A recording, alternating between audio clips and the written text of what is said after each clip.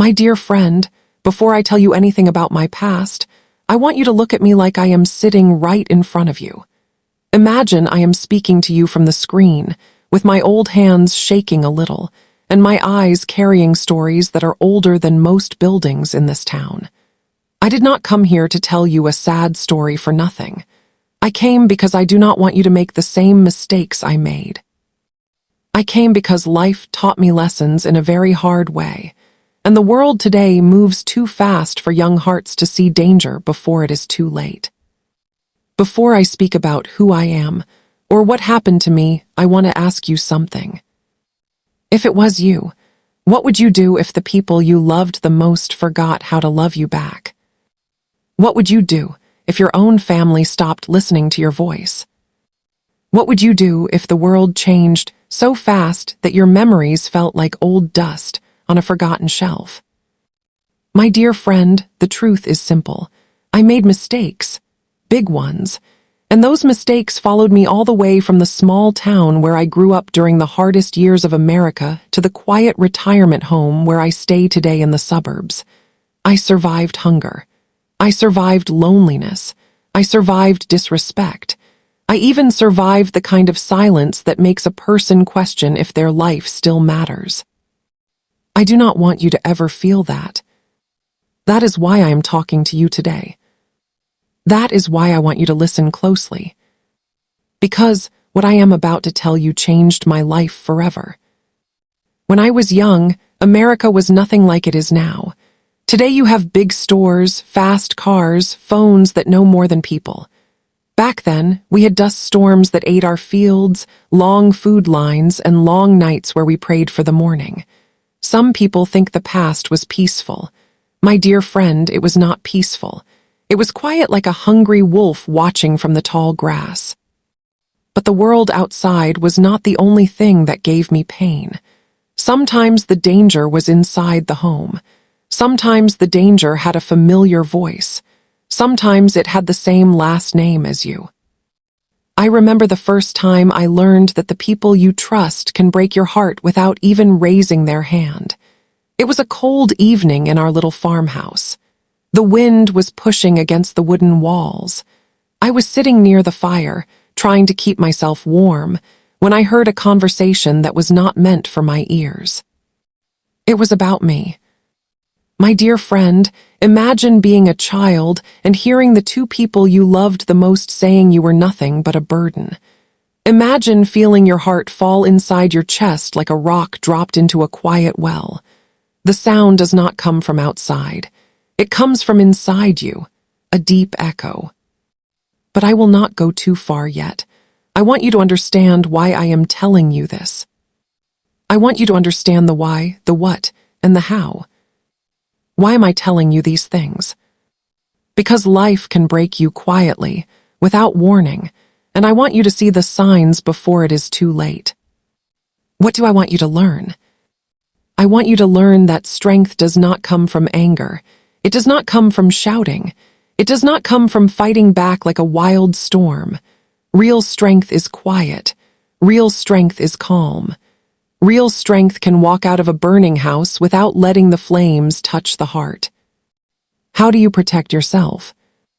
You protect yourself by listening, by paying attention, by trusting your inner voice, and by never allowing anyone, not even family, to bury your worth beneath their own fears. But before I go deeper into the things that shaped me, I must confess something. For many years, I hurt myself without knowing it. I gave too much. I trusted too quickly. I stayed quiet when I should have spoken. And then I spoke when silence would have saved me. My dear friend, I am not telling you this to make you feel sorry for me. No, I am telling you this because you may be walking on the same road without even seeing the stones waiting to make you fall. Let me take you back now, slowly, the way old memories return like soft footsteps in a long hallway. I grew up in a small farming town far from the busy cities we see today. Life there was simple, but not easy. We lived in a little house that smelled of old wood and warm bread. The days were long and the nights were quiet, except for the sound of the wind brushing against the plains. We had no money, not much food, and sometimes not even hope. But we had rules. Respect. Discipline. Silence. Silence especially. My family believed silence was safer than truth, safer than love, safer than hope. And when a child grows up in silence, they learn to swallow their voice like medicine that never heals anything. As I grew older, the world around me began to change. The war took many boys from the town. The fields grew weaker. People began to leave in search of better lives. But I stayed. Not because I wanted to, but because my family said staying was the only right thing. My dear friend, staying was the first mistake I made. I stayed in a place that no longer wanted me, hoping that things would become better, hoping that people would treat me with the love I gave them. Hope is a beautiful thing, but hope without action is a chain. I did not know that back then. I know it now. I remember the day everything began to shift. I was older, maybe in my late teens, and I overheard another conversation. This time it was about the future, and once again I was not included in it. My family planned their lives like I was not even in the room. They talked about selling the farm one day and moving to the city. They talked about what each person wanted. No one spoke my name. No one asked what I wanted. It was like I was the wind blowing through the cracks of the walls. That was when something inside me started to change. A quiet strength, small as a grain of wheat at first. But seeds grow, my dear friend, even without sunlight, even in the dark. But the world outside did not wait for me to grow. Problems came. Money got worse. People became angrier. And I found myself becoming the person everyone blamed for things I never did. When something broke in the house, it was my fault. When someone was upset, it was somehow my fault. When the harvest failed, they said it was because I prayed wrong. Imagine trying to carry the weight of a whole family on your small shoulders.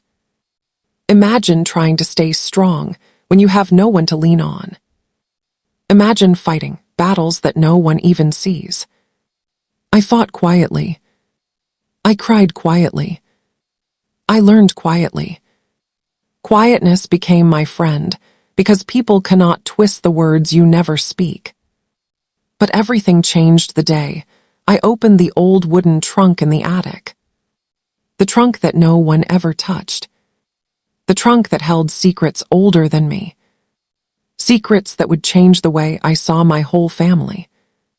Secrets that explained the coldness in the house. Secrets that would change the path of my entire life. My dear friend, that was the moment I realized I was never meant to stay small. I was never meant to stay silent. I was never meant to live the life they tried to force on me. But what I found inside that trunk would not only reveal the truth, it would open a storm that my heart was not ready for. Before I tell you what I found, let me ask you again. If you discovered something that could break your whole family apart, would you open your mouth? Would you hide it? Would you run? Think about that for a moment. Because what I found inside that trunk did not just change me. It changed everything. Everything. And nothing in my life was ever the same again after that day. My dear friend, I must take a slow breath before I go on, because even after all these years, my heart shakes when I think about what I found in that attic. You may think old people forget the painful things. We do not.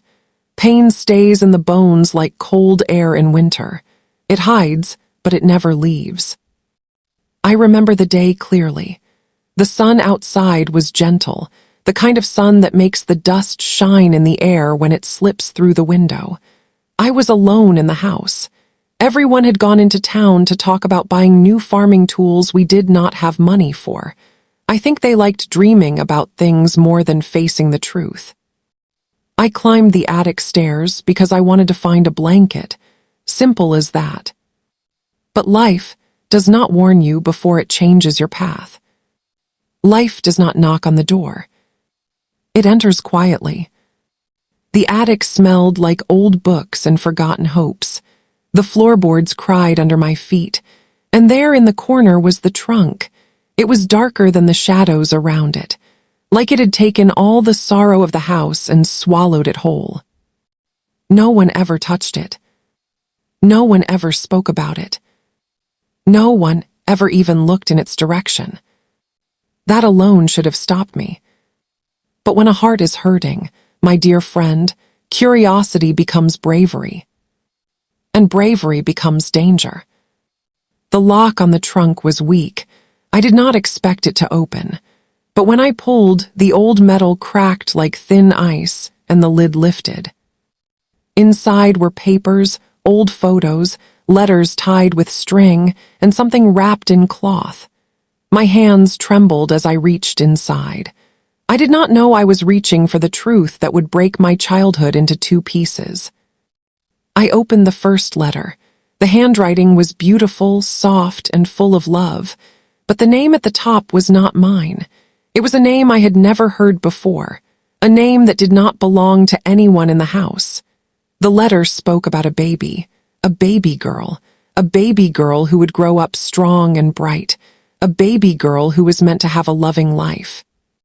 But the letter was signed by someone who was not my mother. And it was addressed to someone who was not my father. My dear friend, I felt my breath stop in my chest. My hands went cold. My heart began to beat like thunder.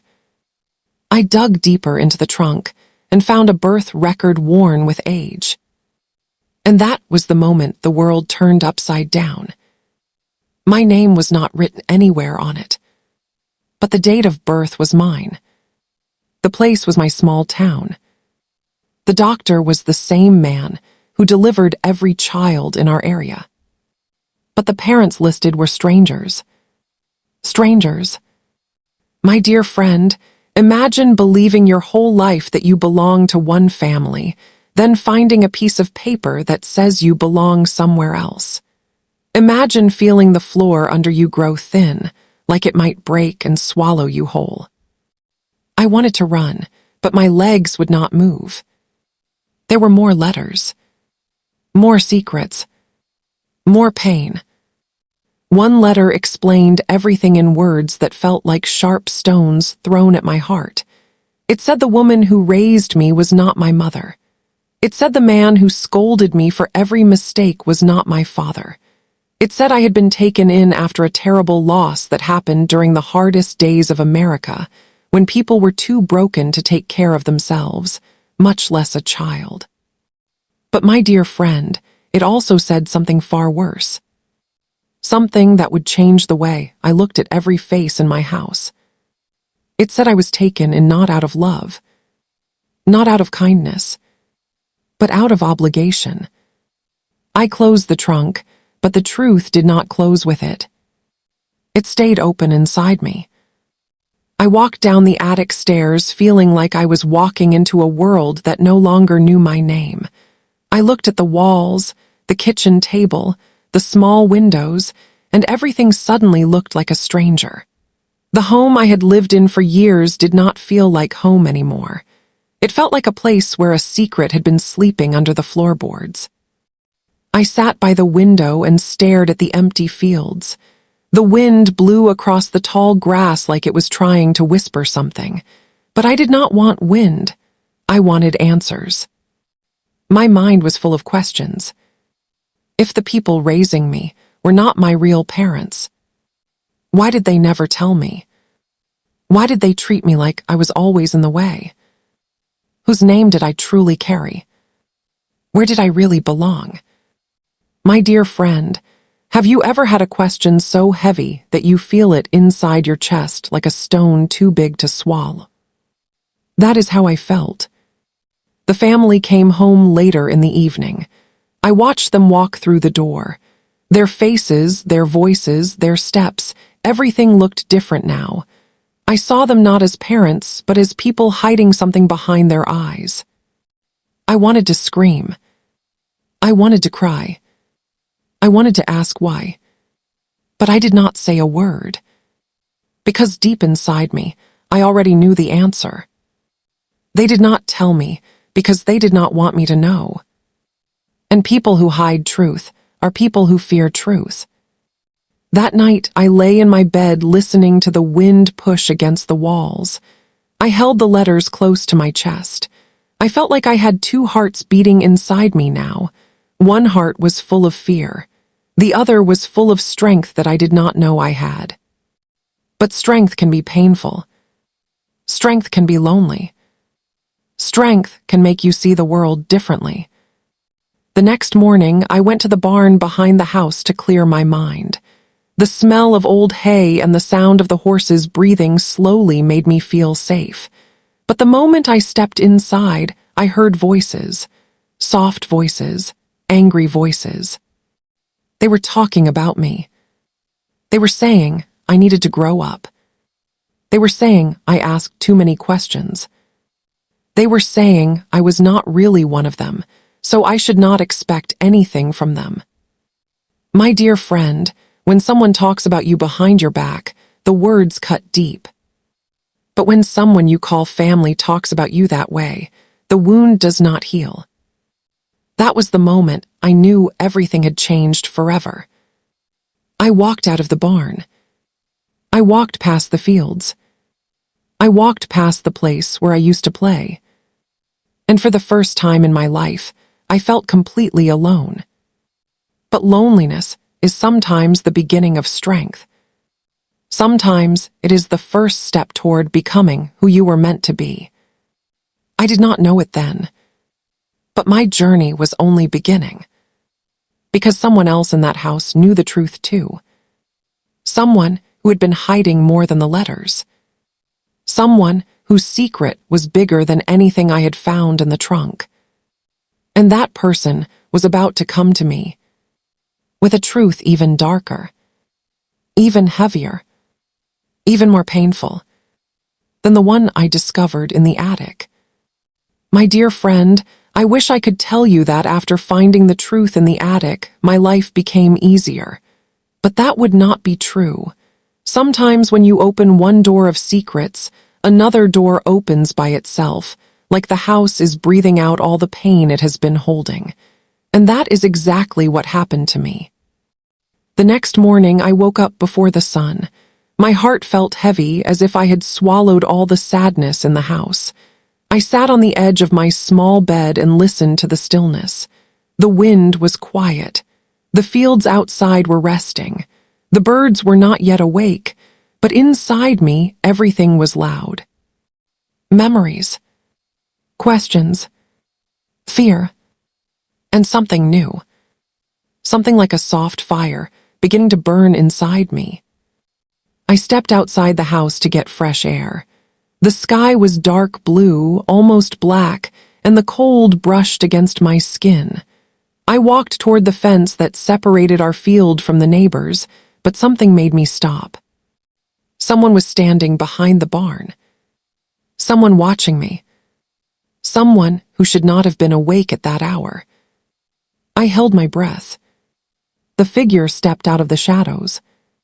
It was the oldest person in the house, the one who barely spoke, the one who always watched from a distance, the one whose eyes seemed to know every secret in the world.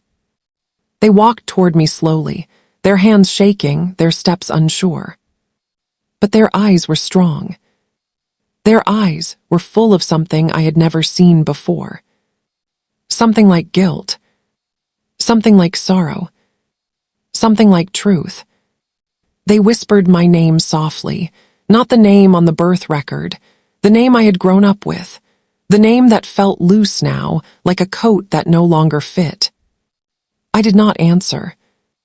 They walked closer until they were right in front of me. Their breath came out in little clouds in the cold morning air. Their face looked older than I remembered, wrinkled, tired, heavy with memories. And then they spoke words that cut through the quiet morning. I know what you found. My heart jumped. My legs felt weak. My hands grew cold. How did they know? Had someone seen me in the attic? Had someone read my face when I walked through the house last night? They did not wait for me to speak. Please listen. Before you ask anything. Before you run. Before you tell anyone. I looked at them, unsure if I wanted to hear anything at all, but something in their voice made me stay still. Something in their eyes told me they had been waiting years to say these words. They reached into their coat and pulled out a small leather notebook. Old, torn, held together by a thin string. They placed it gently in my hands. "This is yours," they whispered. It always was. My fingers touched the leather and I felt a strange warmth move through me, like the notebook knew me, like it remembered my hands from long ago, even if I did not remember it. I opened it. Inside were more letters, more secrets, more pain. But before I could read even the first page, they put their hand on my arm. "Wait. You must hear it from me first." The wind picked up then, blowing dry leaves across the ground. The sun began to rise slowly, painting the fields in pale gold. They took a deep breath, and their voice cracked as they spoke again. "You were never supposed to know. Not like this. Not through old paper in a forgotten box. I should have told you myself. I should have told you years ago. But fear kept my mouth closed. My dear friend, fear is a powerful thing. Fear can make people hide truth. Fear can make people lie. Fear can make people hurt the ones they love without ever touching them." They looked at me with trembling eyes, eyes full of regret that felt as deep as the ocean. "You came to us during a time when the whole country was broken. People had nothing. People were desperate. People lost their homes. People lost their families. And some people lost their minds. The Depression era had left scars that still lived in the hearts of many. Times were hard, and many children were left alone, traveling from town to town, trying to survive. I had heard stories about them, but I never imagined one of them would be me. Your real family. They stopped speaking. They stopped eating. They stopped living after what happened. My heart squeezed tight. What happened? What could make a family fall apart so completely? But they did not answer yet. Their voice shook as they continued. "We were asked to take you in. At first, it was only for a few days. Maybe a week. Just until your real family could find a way to stand again. Just until they could gather themselves. Just until they could hold you the way you deserved to be held." But days turned into weeks. Weeks turned into months. And months turned into years. And somewhere along the way, your real family stopped coming back. They pressed a hand to their chest, as if trying to steady their heart. "We should have loved you better. We should have treated you like the gift you were. We should have told you the truth." But the truth became harder to speak as time passed. And fear grew inside this house like a shadow that never left. My dear friend, have you ever heard a truth that made you feel both angry and sad at the same time? That was how I felt. Part of me wanted to shout. Part of me wanted to cry. Part of me wanted to run back into the house and confront everyone. But the oldest one gently held my arm again. "There is more you need to know. More that I have kept inside too long. More that I should have told you before my time runs out." Their eyes glistened with tears. "Your real mother. She did not leave you. She did not forget you. She did not stop loving you." My breath caught. My heart began to pound. Then where was she? Why did she never come for me? But before I could speak, they whispered something that made the whole world tilt sideways. Your real mother is not gone. She is alive. And she has been looking for you for years. The wind stopped. The birds fell silent. Even the rising sun seemed to pause in the sky. Alive. Looking for me. Searching for the child she lost. I felt the ground shift under my feet. The oldest one looked into my eyes, their voice dropping to a soft, painful whisper. And she is closer than you think. Closer than you could ever imagine. Closer than anyone in this house ever wanted you to know. They pointed toward the far end of the property, where the fields touched the old dirt road. She lives past that road. Just beyond the hill. She has lived there for years. My dear friend, my entire world froze. My real mother. Alive. Living just beyond the hill. Searching. Waiting. Hopping. And the people in my house. The ones who raised me. The ones who hid the letters. They knew. They knew. My voice finally broke through the silence. Why did you hide this from me? Why did you keep her from me? Why did no one tell me she was alive? The oldest one closed their eyes, tears falling. Because your real mother was never supposed to return. Because she made a promise. A promise that she broke. A promise that brought danger to all of us. Danger. My mother. A promise. A broken vow. My heart began to race faster than my thoughts.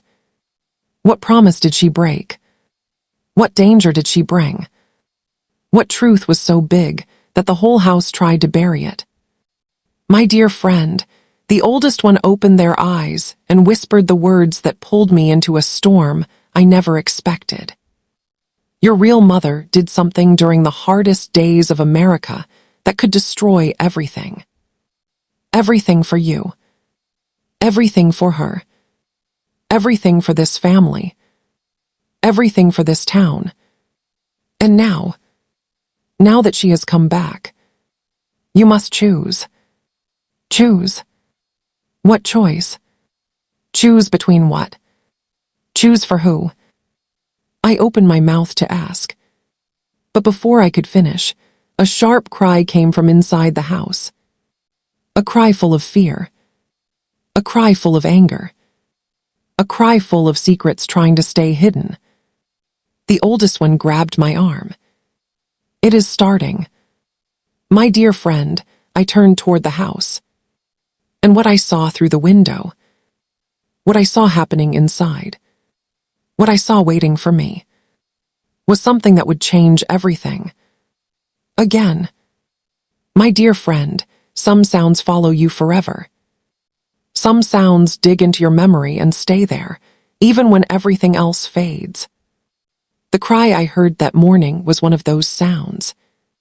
It was sharp. It was filled with fear. It was filled with anger. It was filled with the kind of pain that makes a person run, even when their legs feel weak. The oldest one beside me held their chest, their breath shaking. It has begun, they whispered again. You must be careful now. But I could not stand still. I ran toward the house. My heart was beating so fast my ears rang. The cold air burned my throat. My hands trembled so hard, I almost missed the door handle. The moment I entered the house, the air felt heavy. Like the walls themselves knew something terrible was unfolding. Voices came from the kitchen. Loud. Angry. Broken. When I stepped inside, the whole family froze. Their eyes turned to me. Not with love. Not with warmth. But with fear. Fear of what I knew. Fear of what I had seen. Fear of what the truth could do. One of them stood in the middle of the room, holding a stack of papers, the same papers from the attic trunk. My heart dropped. They had found the trunk. They knew I had opened it. They knew the secret was no longer sleeping. Who told you to go up there? Their voice cracked like thunder, full of rage that felt too big for the small kitchen. I tried to speak, but my throat felt tight. Why were you in the attic? Why did you touch the trunk? Why did you open what was not meant for your hands? Questions came flying at me like stones. I took a step back. Then another. Every face in the room looked different now. Harder. Colder. Sharper. One of them slammed the papers on the table. Do you know what you have done? Do you have any idea what trouble you have brought on this house? My dear friend, I wanted to shout back. I wanted to ask why they had lied to me. Why they kept so many secrets. Why they hid my real mother from me. But before I could say anything, the oldest one entered the room. Stop. Their voice, though soft, carried power. Everyone turned toward them. They stepped forward slowly, leaning on the doorway for strength. Their eyes looked tired but steady. She had a right to know, they said. A right you all ignored for too long. The room grew silent. The others looked shaken, not because they agreed, but because the oldest one had never spoken like that before. They tried to speak, but the oldest one raised a trembling hand. No more lies. No more secrets. We cannot keep hiding the truth. She deserves to know everything. One of the family members slammed their fist on the table so hard the plates rattled. If she knows everything, then we are all finished. Those words hit me like ice. Finished. For telling the truth. For letting me know my own mother was alive. I stepped forward, my voice shaking but louder than it had ever been. Why are you afraid of her? Why are you afraid of the truth? Why did you hide her from me? They stiffened like I had slapped them. One of them looked at me with a face full of guilt. Because you were never meant to meet her.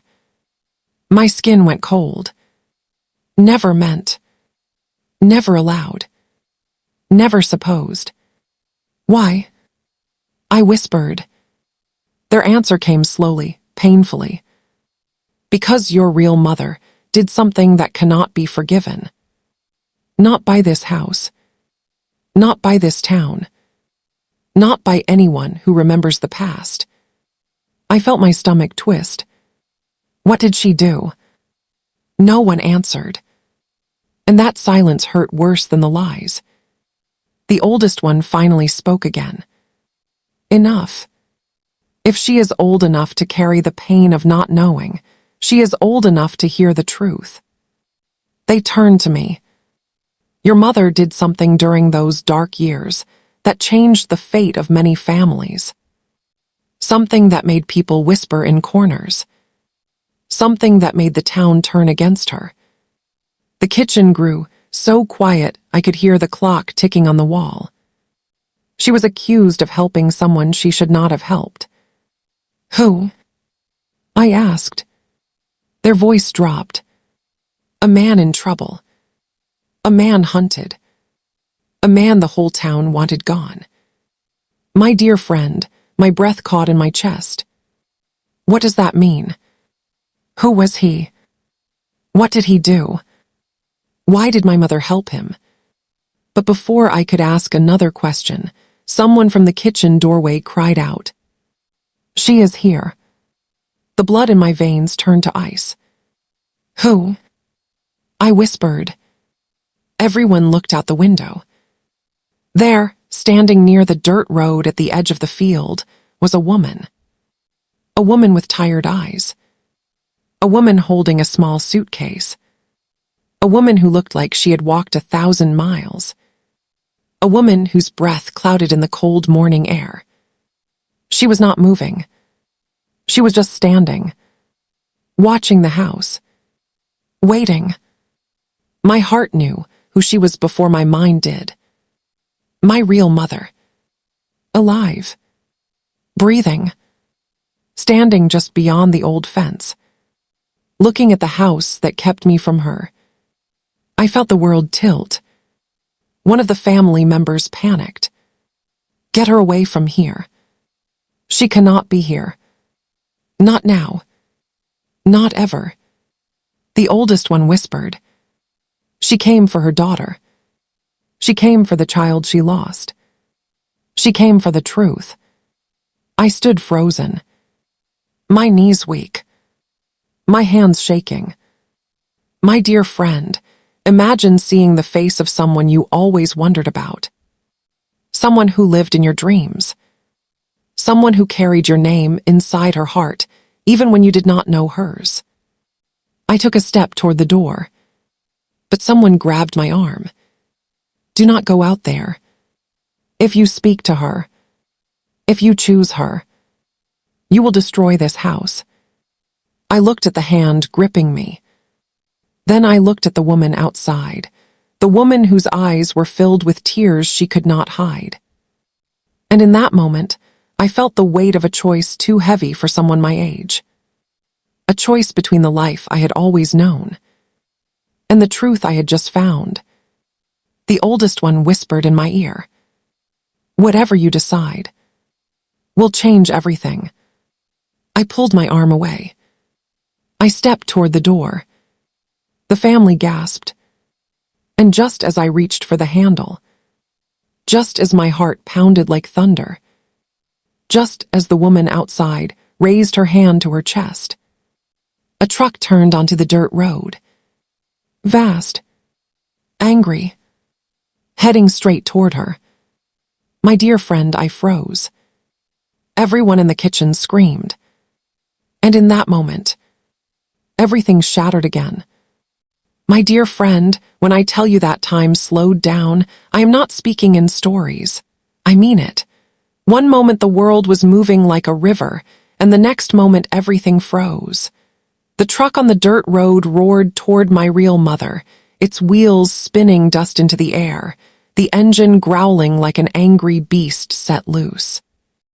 I remember the scream that came from someone in the kitchen. It was sharp and full of horror, but it did not move me. Nothing moved me. My feet felt glued to the floor. My breath felt stuck inside my throat. My eyes stayed fixed on the woman outside. Her face did not look scared. It looked tired. It looked like someone who had run through many storms and finally reached the place she had been searching for, only to meet danger again. The truck came closer. The family behind me shouted. The oldest one whispered a prayer under their breath. And I felt something inside me break open. I pushed the door so hard it slammed against the wall. I ran out into the cold morning air, my legs moving faster than my thoughts. My breath came out in white clouds. My heart pounded like fire inside my chest. My dear friend, fear can make a person weak. But sometimes, fear makes you stronger than you ever knew you could be. I ran toward the woman, toward the mother I had never met but somehow always felt in my bones. She saw me. Her hand lifted toward me, shaking, almost reaching, almost touching the air between us. And then the truck screeched. It swerved. Its wheels spun sideways. It missed her by just a few feet.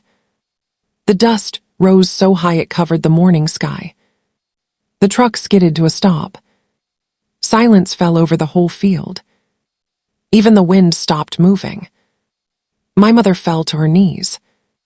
Not from the truck, but from the shock, from the weight of almost losing her child again.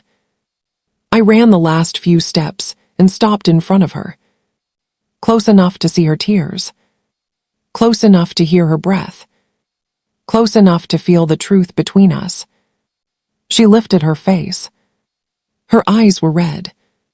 Her cheeks were wet.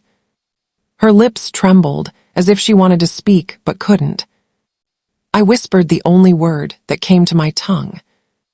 Why? Her tears fell harder. She lifted a shaking hand and touched my cheek so gently that I almost cried from the softness of it. My child, she whispered. My child. Before she could say more, the truck door slammed. A man stepped out. Tall. Angry. His face twisted with fear and frustration. You cannot be here. His voice was loud and sharp. You need to leave before this becomes worse. My mother stood slowly, wiping her tears.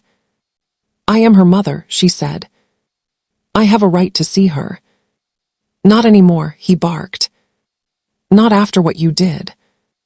The words hit her like a slap. What she did. What she did. What she did. Those words echoed inside me like thunder. I stepped between them, my hands shaking but strong. What did she do? Tell me. Tell me right now. The man hesitated. The family behind me had come outside. The oldest one stood by the door, eyes sad but determined. Everyone looked at one another. Everyone waited. Everyone feared the truth. My mother finally spoke. Let me tell her. Let me speak for myself. I am not afraid anymore. The man growled but stepped back. My mother turned to me, her eyes full of both strength and heartbreak. My dear friend, I will never forget the look on her face at that moment. The look of someone who had carried a secret for too many years. Someone who had lived in shadows. Someone who had walked through storms with no umbrella. Someone whose soul was tired of hiding. She took a long breath. I did help a man, she said softly. A man the town wanted gone. A man they said was dangerous. My heart raced. Who was he? She looked down at her hands. A soldier. A soldier. From the war. But which war? And why was helping a soldier so terrible? She continued. He escaped a place he was never supposed to escape from. People believed he had done something terrible during the hard years of this country. Something unforgivable. But he told me he was innocent. He told me he had been blamed for things he never did. Her voice broke, and I believed him. The family gasped behind me. The man who stepped out of the truck shook his head. You risked all of us. You brought danger to this house, to this town. And now you come back after all these years. My mother held up her hand. Let me finish. She looked at me again. I hid him, she said. I helped him escape. I gave him food. I gave him shelter. And when people found out, she pressed her hand to her chest. Her voice lowered to a whisper. They came for me. My heart tightened. Who came for you? The sheriff. The townspeople. Everyone who feared a man they did not understand. Everyone who believed the worst instead of the truth. Her eyes filled with tears again. I ran with you. I carried you in my arms. I tried to protect you. But they caught me. They took you from me. They told me I was unfit to raise a child who had been part of such danger. She placed a trembling hand on my shoulder. They said you deserved a safer life. A quieter life. A life far from the storms I walked into. My dear friend, hearing those words felt like standing in rain after years of drought. Painful. Cold. But also cleansing. I shook my head slowly. Why didn't you come for me sooner? Her tears fell like rain. I did. Every year. Every season. I wrote letters they never gave you. I knocked on doors that never opened. I stood on this road and waited for even one glimpse of you. My heart cracked open. The man from the truck stepped closer. You cannot be here, he said again. This is not your place anymore. My mother's shoulders dropped. She looked exhausted, defeated, broken from years of pain. But when she looked at me again, her eyes held something strong, something that refused to die. Hope. My child, she whispered. I am not here to take you away. I am here to give you the truth. Because you deserve that more than anything. More than safety. More than silence. More than lies. The family behind me stirred. I could feel their fear, their tension, their guilt. But all I saw was her. The woman who had risked everything. The woman who had lost everything. The woman who still stood before me with love in her eyes. She took a breath so deep it shook her whole body. There is something more you must know. Something no one here will tell you. Something that will change the way you see everything. I stepped closer. What is it? Tell me. She opened her mouth. But before she could speak, before the words could leave her lips, a voice from behind me shouted, Do not tell her. Do not say a single word. If you tell her that, everything will fall apart. My dear friend, the whole world froze again. Everyone turned. The voice had come from inside the house. From someone I never expected. Someone who had held a bigger secret than anyone else. Someone whose truth was about to break the story wide open. And when I saw their face, when I understood who had spoken, my breath stopped. Because the secret they were hiding was not about her, not about the soldier, not about the past. It was about me. My dear friend, I wish you could have been there to feel how the air changed in that moment. It felt thick, heavy, like the sky itself dropped lower, like the world knew something dangerous was about to come out of someone's mouth. The voice from inside the house didn't shake. It didn't tremble. It didn't hide. It came out strong, loud, clear. A voice that had carried authority my whole life. It was the voice of the oldest woman in that house. The one who had raised me. The one who stood like iron in every storm. Her name was Ms. Callista. A name that always sounded like stone and winter and rules. A name that had never softened for anyone. Not even for me. And she stood in the doorway now, her thin hands gripping the wooden frame as if holding up the whole house. Her eyes locked on my real mother with fire in them. Do not speak that truth. Do not say it. If you do, you will destroy her. And you will destroy everything we built. My chest tightened. My heartbeat almost hurt. What truth? What was so big? So terrible? So powerful?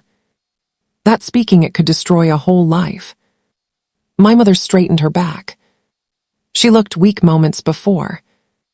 But at that second, something strong rose inside her. She wiped her tears.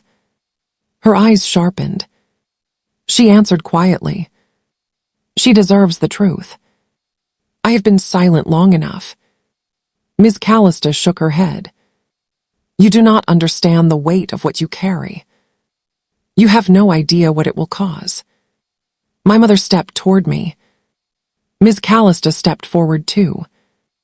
They were like two storms coming toward the same field. Two winds pulling at my life from different sides. Two truths fighting for space.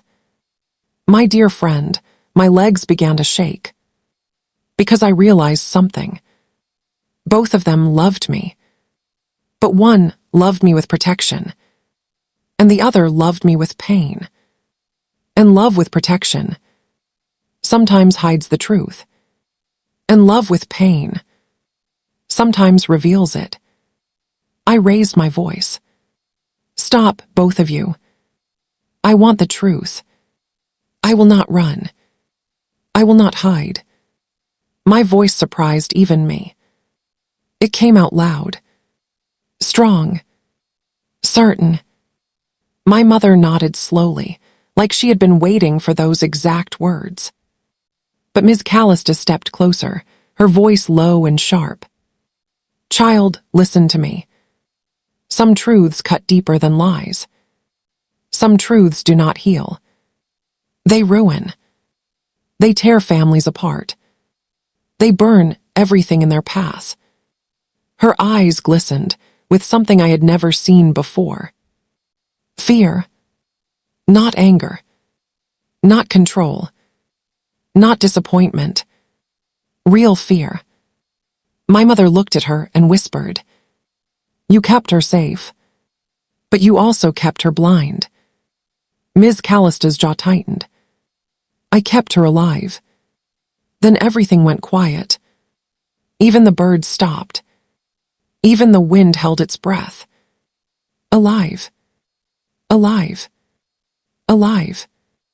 The word echoed inside me like a warning bell. Alive.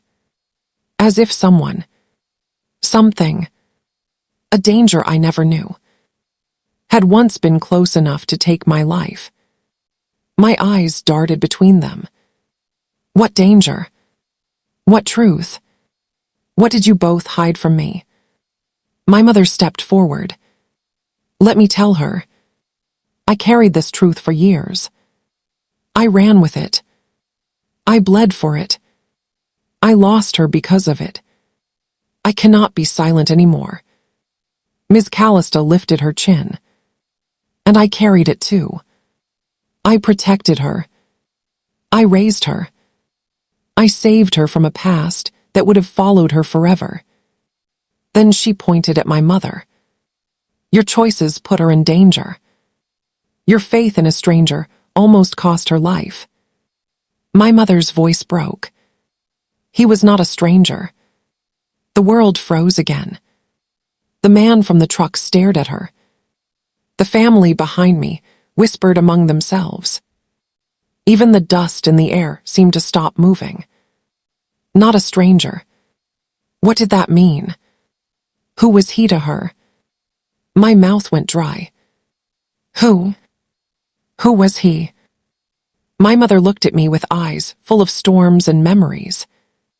He was someone I trusted more than anyone. Someone I cared for deeply. Someone I believed was good, even when everyone said he was not. Her voice grew soft. He was the only family I had left. I blinked. Family. Family. Family. But how? What kind of family? Blood. Or something else entirely? Before I could ask, Ms. Callister raised her hand. Do not twist her mind with your story. You were fooled. And your mistake almost cost this child her life. My mother's chin trembled for a second. Then she whispered, He was my brother. And just like that, the world changed. My dear friend, when she said those words, he was my brother. I felt the air leave my lungs. Not because I understood everything, but because I understood enough. A brother. A soldier. A man the town feared. A man she protected. A man they chased. A man she hid. A man she trusted. A man who made her lose her child. A man who was my uncle. My mother's hands shook as she held them in front of her, like she was begging the air to let her breathe. He was my brother, she repeated softly, as if saying it again made it more real, more painful, more heavy. But Ms. Callister, oh, my dear friend. Her face turned white like winter frost. You should not have told her that, she whispered. You should never have told her that. My head spun. I stepped backward, needing space, needing air, needing something to hold on to that wasn't collapsing beneath me. My voice cracked. Why? Why is it so bad that he is her brother? Why did the town chase her? Why did you hide me? Why did all of you lie? The questions poured out of me like water breaking through a weak dam. But no one answered. So I asked the only question that mattered. What did he do? Why was he dangerous? Why was everyone so afraid of him? My mother pressed her hand against her heart. He was a soldier during the hardest years of our country, she said. But he was blamed for something terrible. Something he swore he never did. What was it? What did they say he did? My mother closed her eyes. They said he hurt people. My chest tightened. Hurt people how? Hurt people where? Hurt people when? But before I could ask more, Ms. Callista stepped forward. Her voice came out firm, heavy, full of years of holding secrets. Child, her brother, did not just hurt people. The world seemed to tilt. My mother's throat tightened, and she took a step back like she was ready to run again. But Ms. Callista continued. They believed he ended lives. The words pierced the air like broken glass. I felt the ground tilt again. Ended lives. Ended lives. Ended lives. The phrase echoed in my mind like thunder rolling down a mountain. My mother shook her head. No. No. No. He was innocent. He told me he was innocent. He would never do such a thing. He was running because he was framed. He told me they wanted a scapegoat. He told me he was only trying to survive. Her voice cracked into pieces. He was my brother. Ms. Callista crossed her arms slowly. Her eyes filled with something deep. Something like sorrow mixed with truth. Your brother was many things. Maybe he was innocent. Maybe he was guilty. Maybe the world judged him too fast. She looked right at me. But the truth is, people were afraid. People wanted someone to blame. People wanted someone to punish. She paused. And when they thought your mother was helping him, they believed she was helping a danger. A threat. A man who brought shadows with him. My mother whispered desperately. I only wanted to save him. Ms. Callista lifted her chin. And I only wanted to save her. The wind began to blow again. Soft. Cold. Like it was listening. My dear friend, I stared at both of them. One woman who gave me life. One woman who raised me. One woman who ran with me. One woman who hid me. And the truth hit me. They both believed they were doing the right thing. But the right thing for one was the wrong thing for the other. I whispered. So I was taken from her. Because they thought her brother was dangerous. And they thought she was dangerous too. My voice trembled. Is that why? I grew up with fear. Is that why no one talked about my past? Is that why I always felt like I didn't belong? My mother nodded slowly. Yes. They believed I was unfit. They said a child should not be raised near danger. They said I had made terrible choices. They said you would be safer far away. In someone else's home. Under someone else's rules. Behind someone else's walls. A tear slipped down her cheek. I never stopped looking for you. Never.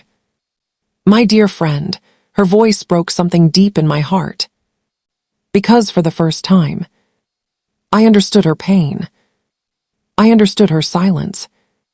I understood the years she carried alone. But before I could speak, Before I could take her hand, before I could even breathe, Ms. Callister spoke again, and her voice cut through the field like a blade. Tell her the rest. Tell her the part you have always hidden. Tell her why they were really chasing him. Tell her why they searched every home. Tell her what happened the night you ran. My mother froze. Her face changed. Her eyes darkened. Her breath stopped. There was more. Much more. A truth so heavy, her body reacted before her voice did. I stepped toward her. What happened that night? Tell me. Please. I need to know. She shook her head. I cannot. Not here. Not in front of them. Not with so much anger in the air. Not with the past, so close to the present. But Ms. Callister stepped closer. You must. She deserves the whole truth. Not pieces. Not shadows. Not half the story. Everything. My mother whispered. You do not understand. But Ms. Callister's voice cracked. I understand more than you think. I was there. I saw the fire.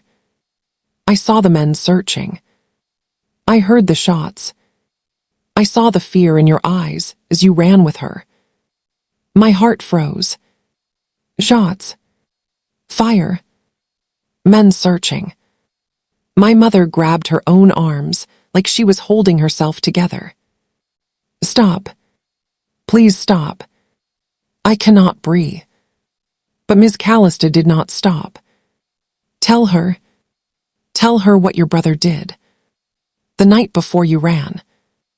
My mother fell to her knees. Her voice finally broke into a whisper, so small I almost didn't hear it. He did not mean to. He never meant to. It was an accident. He was scared. He was trying to escape. He was not thinking straight. My stomach twisted. What did he do? My mother covered her face. He hurt someone. Someone important. Someone the town loved.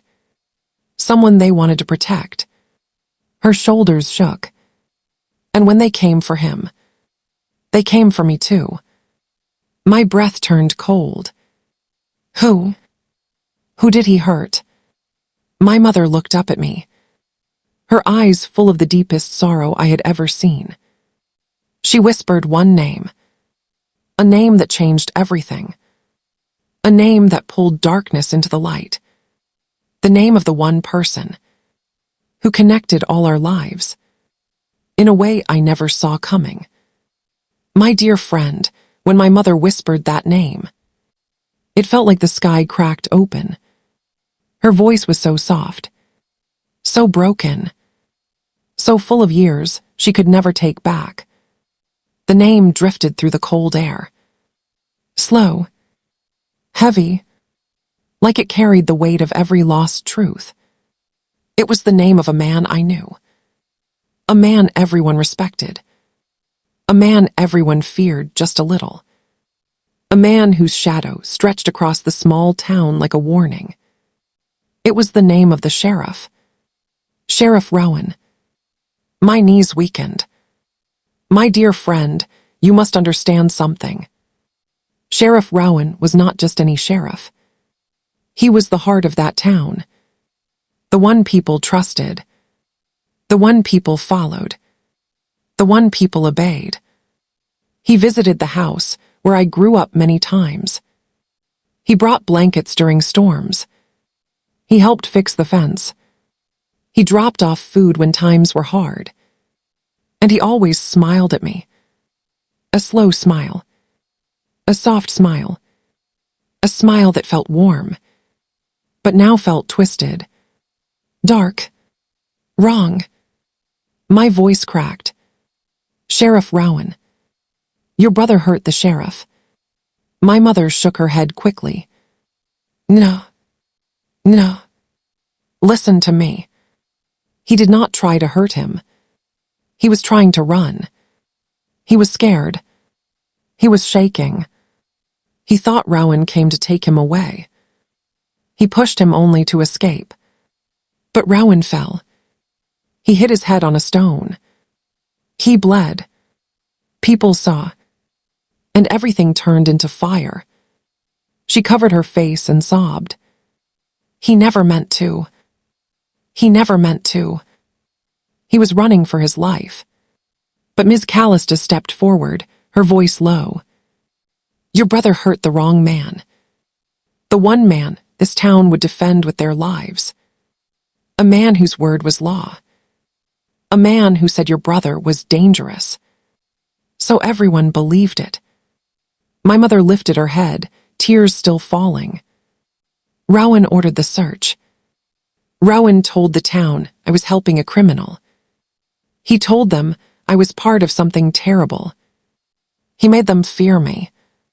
He made them turn against me. She pressed a hand over her mouth. He took you from me. He told me if I ever came near you again, he would take you even farther away. My whole body felt cold. Sheriff Rowan, the man who had given candy to children, the man who had once fixed my bicycle, the man who always spoke softly to me, had been the storm behind my mother's pain. My throat tightened. Why? Why did he want me taken? Why did he hate my uncle? Why did he make you disappear? My mother wiped her wet cheeks. He said he was protecting the town. He said my brother was dangerous. He said your life would be safer without me. He said a mother who defends a criminal does not deserve her child. Her voice crumbled. I begged him. I cried. I fell on my knees. But he refused. Ms. Callister spoke quietly, her voice shaking for the first time. He did not just refuse. He threatened her. He told her if she tried to fight him, she would be sent away. To a place far from this town. A place she would never return from. My mother nodded painfully. I believed him. Everyone did. He had too much power. Too many followers. Too many people blinded by fear. My dear friend, I felt something inside me break. Not anger. Not hatred. Just a deep ache. Like a wound that had lived in my heart since childhood. Finally showing its true shape. I looked at Ms. Callister. You knew. You knew this whole time. You knew I was taken. You knew she was not dangerous. You knew the story was not true. Her eyes softened. Yes, I knew. But Rowan warned me too. He said if I told you anything, he would punish all of us. He said you belonged to the town now. Not to her. She swallowed hard. I was scared. More scared than I have ever been. And I let that fear guide me. I let it make choices for you. Her voice trembled. I am sorry. I am so sorry. My mother whispered. Fear controls people. Fear turns neighbors into enemies. Fear makes lies stronger than truth. My dear friend, the world felt so quiet. Like the truth itself was listening. I stared at both women. And for the first time, I saw the whole picture. My mother lost me because she tried to save her brother. Her brother hurt the sheriff by accident. The sheriff turned the whole town against her. Ms. Callister took me in to protect me. The town grew around lies and fear. And all of them, every single one, believed they were doing the right thing. My heart whispered, then what is the right thing now? Before I could speak, the man from the truck stepped forward. There is more. Much more. And you need to hear it. His voice shook with something that felt like shame. Because Sheriff Rowan did not just take you away. Because of what happened. He took you. For another reason. A reason he buried for years. A reason no one dared to speak. My mother's eyes widened in terror. No. Do not say it. Please. I cannot bear that truth. Not here. Not now. He stared at her. She deserves to know. My dear friend. The field grew colder. The sky dimmer. The world quieter. Another truth. Another secret. Another piece of my life hidden in the dark. I whispered. Tell me. What reason? Why did he take me? And the man from the truck said the words. That ripped everything open. Because Rowan believed. Your uncle was not the only one running that night. He believed. Your mother was running too.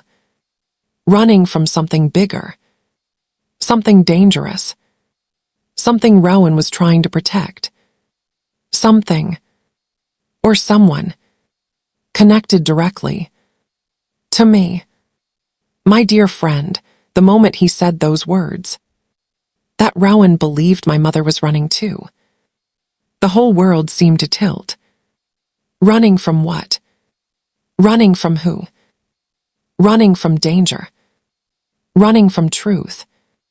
Running from a past no one would name out loud. My heart thumped against my ribs so hard it almost hurt. My voice came out small. Why would she be running? What danger was behind her? What was so big the sheriff himself feared it? The man from the truck looked at my mother with sad eyes. The kind of sad that comes from knowing a truth too heavy to carry alone. Tell her, he said softly. But my mother shook her head. No. Not this. Not now. She is not ready. My dear friend, those words made something sharp twist inside me. Not ready. How could I not be ready for a story that was mine?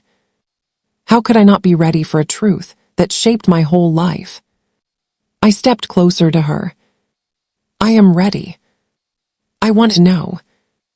I need to know. Tell me. But she backed away, shaking her hands like she was trying to push the memories back into the past. Please. She whispered. Not this truth. Not today. Not in front of everyone. The man from the truck lowered his head. I cannot stay silent anymore. This family has lived in the dark long enough. Ms. Callista stepped forward too. The child deserves the whole truth. All of it. No more missing pieces. My mother's breath broke. You do not understand the danger, she said. If she knows this truth, she will look at me differently. She will never see me the same. My face will remind her of fear, of mistakes, of the life I tried so hard to leave behind. My dear friend, seeing her so afraid to tell me the truth, hurt more than the truth itself. I whispered, I will not hate you. I will not turn away. Please trust me. Her lips trembled. I want to. I really want to. But the truth is heavy. Heavier than you know. The wind rustled through the dry grass. The sky seemed to darken. The air felt charged with secrets. The man from the truck took a slow breath.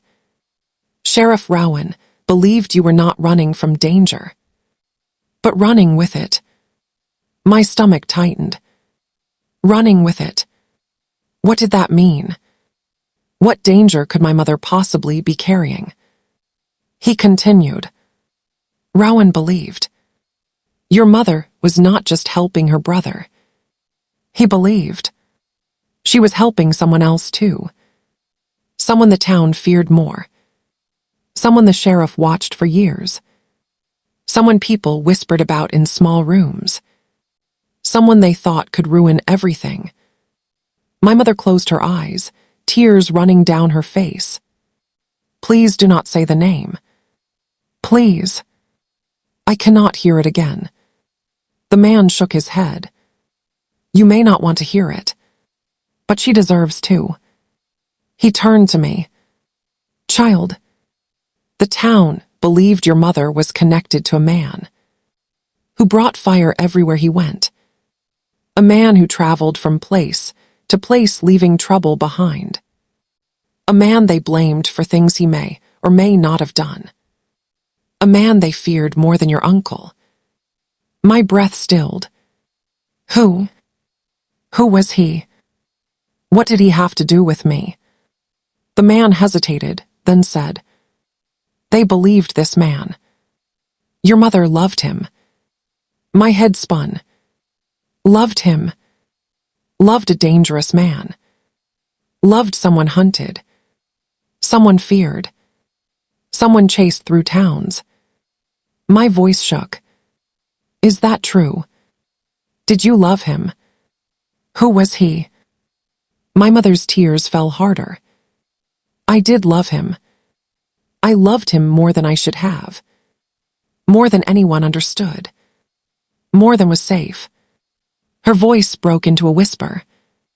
He was not a monster. He was not evil.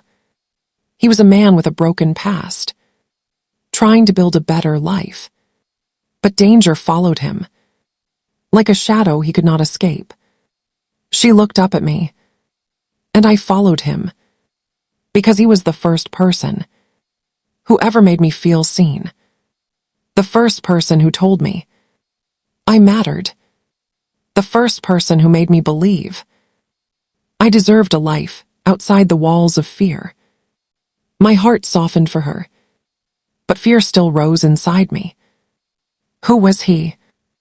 Why was he chased? Why did loving him put my life at risk? The man from the truck whispered, Because this man, the one she loved, was wanted for more than just trouble. Rowan believed he was connected to a group that caused harm during the hardest years of this country. A group the sheriff chased for years. A group Rowan believed. Your mother was helping. My mother fell to her knees again. No. I never helped them. I never joined them.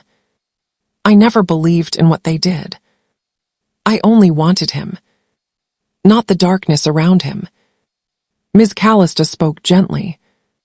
Child, this is why Rowan took you. He believed that danger would follow you too. He believed the past would return. He believed he was protecting the town by keeping you away from your mother. My dear friend, my entire world shifted. So much pain. So many lies. So many secrets. All because of a love that was too powerful. Too dangerous. Too misunderstood. My mother whispered. I ran because I loved the wrong man. I hid because I loved my brother. I lost you because I loved too deeply. In a world that punished women for loving the wrong people. Then she lifted her head slowly. But the biggest truth, the one I feared the most, the one I hoped you would never ask. Her chin trembled. Is that this man? The one I loved. The one they chased. The one they blamed. The one they feared. He is connected to you. In a way you never imagined. My breath caught. Connected. How? What did that mean? My voice broke. Who is he to me? Tell me. Tell me now. My mother opened her mouth, her lips shaking, her breath unsteady, and she whispered, He is. But just before the words came out, a sound echoed in the distance, the roar of an engine. Vast, rough, growing louder, closer, angrier. Everyone turned. A truck approached. Not slow, Not calm, but speeding, as if carrying someone whose patience was gone, whose secrets were threatened, whose lies were about to fall apart. My dear friend, the moment I saw who was driving that truck, my blood ran cold. It was Sheriff Rowan. I sat on the porch as the sky turned orange. The house was quiet, but my heart was loud. The memories of old days and the pain of new days mixed inside me like smoke in the air. I felt tired, but I also felt something waking up inside me, something I had not felt in many years. My friend, I want you to understand this part of my life very well, because this was the moment I stopped being afraid of losing people. I began to fear something else. I began to fear losing myself. The young man named Declan came back to check on me. He stood on the porch steps like he did not want to disturb me. His hair was messy from the wind. His boots were covered in dust. But his eyes were gentle, and that was something I had not seen in a long time. He said he wanted to teach me how to care for the cattle for a few days until Shepherd healed from his injury. He said it in a simple way, but I knew what he really meant. He did not want me alone. He did not want me afraid. He did not want me thinking the whole world had forgotten me. I thanked him, but my voice cracked. I tried to hide it. He pretended not to notice. Good people do that sometimes. They protect your heart by looking away. When he left, I leaned back in my chair. I watched him walk toward the barn. That was when a strange feeling entered me. I realized that an 81-year-old woman could still feel something new, something alive, something peaceful. It was not romantic. No, it was something deeper. It was the feeling of being treated like I mattered. I whispered to myself that night that life could still surprise me, even after the war, even after the depression, even after losing people I loved, even after being pushed aside like I was too old to be heard. But the night was not done with me. The phone rang inside the house. I walked slowly to answer it. My body shook because I knew who it might be. It was my grandson. His voice was cold again, dry again, sharp again. He did not even say grandma. He spoke like I was a stranger making trouble in his peaceful world. He said he heard from neighbors that I had a young man working around the ranch. He asked why I was letting strangers into the property. He asked if I was losing my mind. He asked if I remembered last month when they wanted to move me to a retirement home so they could take care of me. My heart squeezed tight. He did not want to take care of me. He wanted to take care of the land. He wanted the ranch. He wanted control. He asked me if Shepherd was sick. He asked me if the cattle were fine. He asked many things, but none of the questions were filled with love. They were filled with the fear that I might still be stronger than he thought. I said I was fine. I said the ranch was fine. I said Shepherd was healing. I tried to protect everyone. I tried to protect myself too, but he did not hear me. He only heard his own plans. He said he was coming on Saturday. He said we needed to talk. His voice held a shadow that told me things were about to get worse. When he hung up, the room felt cold. My hands shook so hard I had to hold onto the table. I whispered out loud, asking myself why family can be the ones who bruise your heart the deepest. I asked why some people forget who held them when they were small, why some grow older but not kinder. I went back outside. The stars were bright, but they did not comfort me. I kept thinking about the question he asked. Are you losing your mind? I closed my eyes. For a moment, I felt like I was 90 instead of 81. I felt every year of hardship press against my shoulders. But then I opened my eyes, and something new happened. Declan walked out of the barn carrying a lantern. He looked at me and said he would stay late to help me finish something called fence checking. He smiled in a soft, quiet way, a way that did not ask for anything, a way that told me someone out there still saw value in me. That was when it hit me. Some people try to break you because they think you are weak. But some people help you because they see you are strong. And one kind person can silence 10 cruel voices. I stood up. My legs were shaking, but I walked toward the barn anyway. I told Declan I wanted to help. I needed to help. I needed to feel useful again. He nodded and handed me a second lantern. As we walked together through the dark field, side by side, something inside me shifted forever. I realized that my family might try to take my ranch. But they could not take my strength. They could not take my story. They could not take the woman I had fought so hard to become. I did not know it yet, but the next days would uncover secrets I never imagined. Secrets that would shake the ranch. Secrets that would divide the family. Secrets that would test my heart. And one secret would come from someone I trusted deeply. My legs froze when I sensed something moving in the field. A voice whispered my name. When I turned, what I saw waiting in the darkness changed everything. The lantern light shook in my hand as I turned toward the voice coming from the field. My heart beat fast, almost too fast for my old chest.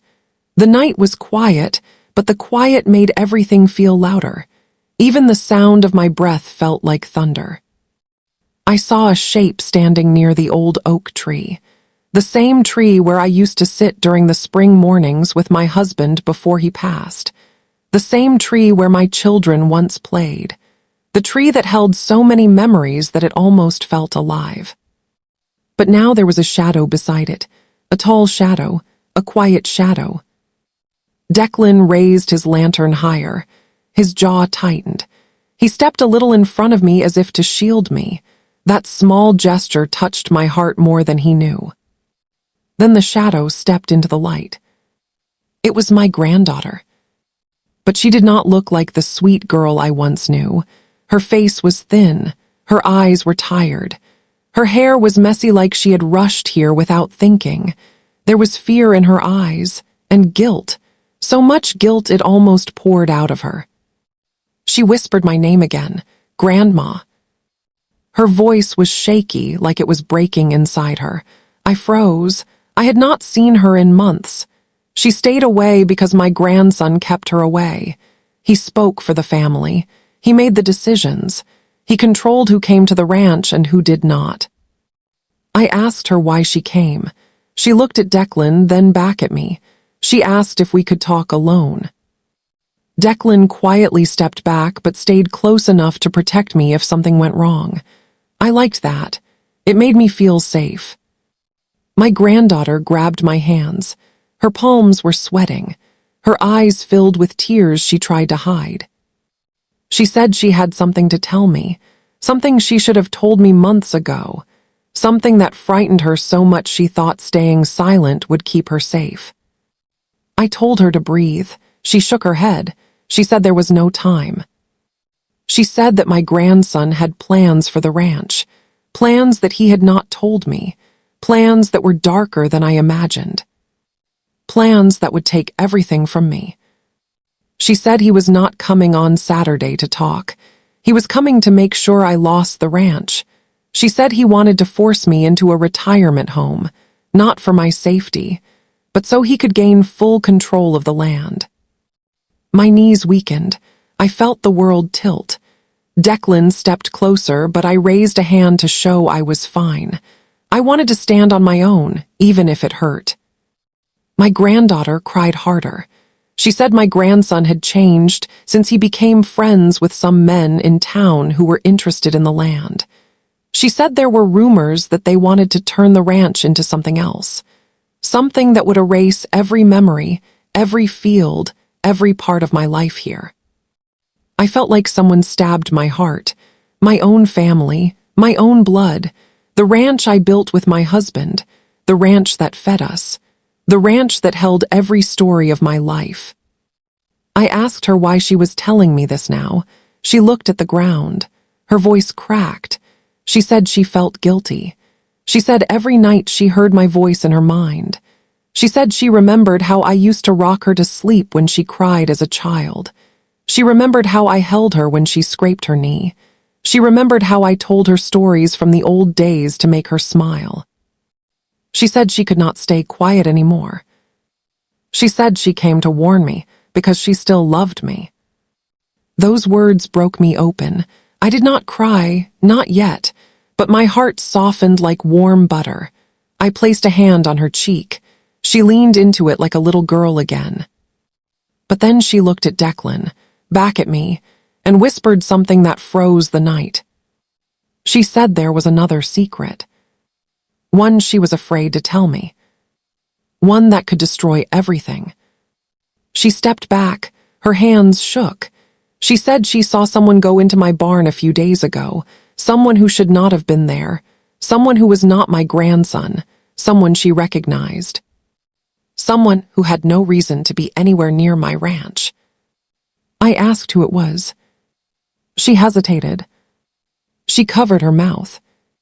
She whispered his name. And the moment she said it, my lantern almost slipped from my hand. It was a name from my past. A man I thought I would never see again. A man who held a piece of my history from the war years. A man who once saved my life. And a man who could ruin it now. My breath stopped in my chest. Because if he was here, then nothing on this ranch was safe. Not the land. Not my secrets. Not me. And someone had brought him back into my life on purpose. My dear friend, when I heard the name she whispered, my hands trembled so hard I dropped the lantern. The glass rattled against the wooden floor of the porch. Declan caught it before it shattered, but I barely noticed. My heart was racing too fast to focus on anything else. I stared at my granddaughter. Her eyes were wide, full of fear and regret. She repeated the name softly, almost afraid it would vanish if she spoke it too loudly. It was Gideon. The name echoed in my mind like a bell I had not heard for decades. Gideon, a man from my past, a man who had been part of secrets I never wanted to remember, a man who had helped me survive the worst years of my life. And now he was here, near my home, near the ranch, and probably near the people who wanted to take everything from me. I took a deep breath and forced myself to speak. Why is he here? My granddaughter shook her head. I don't know, but I saw him. He was sneaking into the barn late at night. I think he knows about your land, and he's not alone. I felt the blood leave my face. My legs went weak. My whole body felt frozen. I thought I had left the past behind.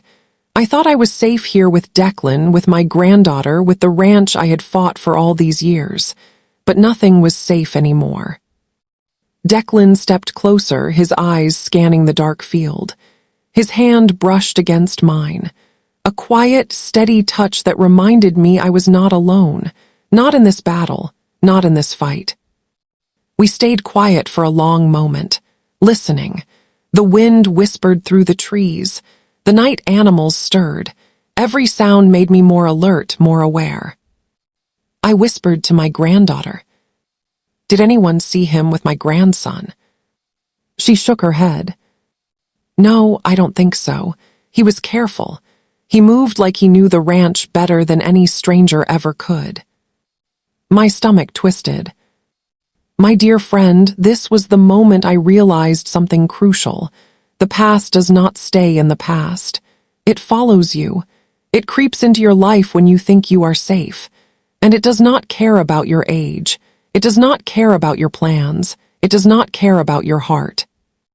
I felt a quiet rage rising inside me. Not a blind rage, not a petty one. A calm, strong rage. The kind that fuels action. The kind that gives you courage when everything is against you. I turned to Declan.